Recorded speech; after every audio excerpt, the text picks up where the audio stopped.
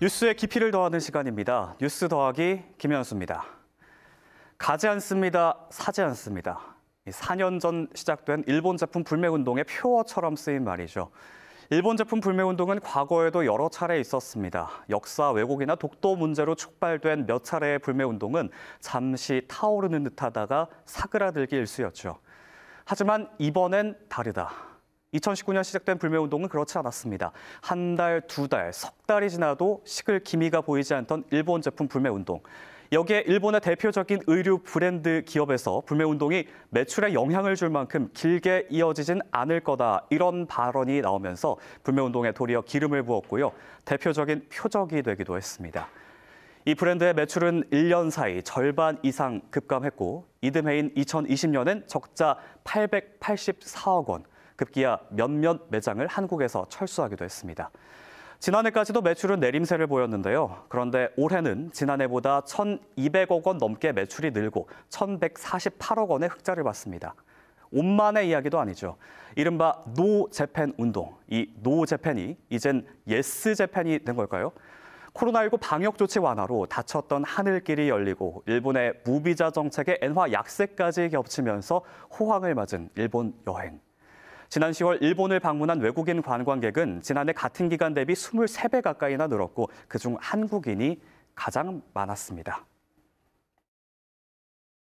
주변 나라들과의 관계를 어떻게 설정하는 게 바람직한가에 대해서도 모든 소비자들이 똑같은 생각은 아니다. 그렇다 보니까 불매운동에 대해서도 2019년하고 지금하고 또 다 사람들마다 조금 생각이 다 다양하다. 이렇게 볼 수가 있는 거죠.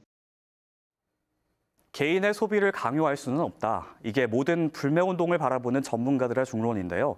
하지만 이 불매운동이 시작됐던 이유가 무엇인지는 잊지 말아야겠죠. 2019년 일본 제품 불매운동의 시작은 그해 7월.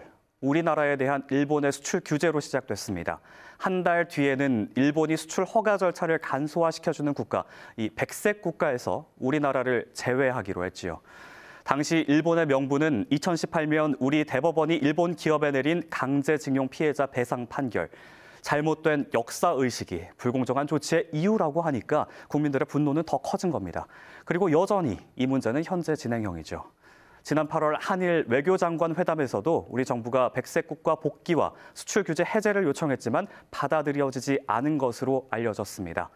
한편 이런 상황 속 충남도에서는 한일 교류를 위해 K-팝 고등학교 학생들을 중심으로 일본 방문단을 구성했고요. 어제부터 3일 동안 일본 현지를 방문하고 있는데요. K-팝 공연을 통해 우리나라 문화와 백제 역사를 알리는 활동을 하고 있습니다. 일본 현지에 있는 방문단장의 이야기 직접 들어보시죠. 저희들은 백제 시대 때부터 아스카 문화하고 일본하고 끈끈한 연이 있었던 것으로서 저희들은 그런 오고 가는 그 과정에 있어서의 양국의 여러 가지 문제들도 자연히 해결될 수 있지 않을까. 시들해지는 일본 제품 불매운동.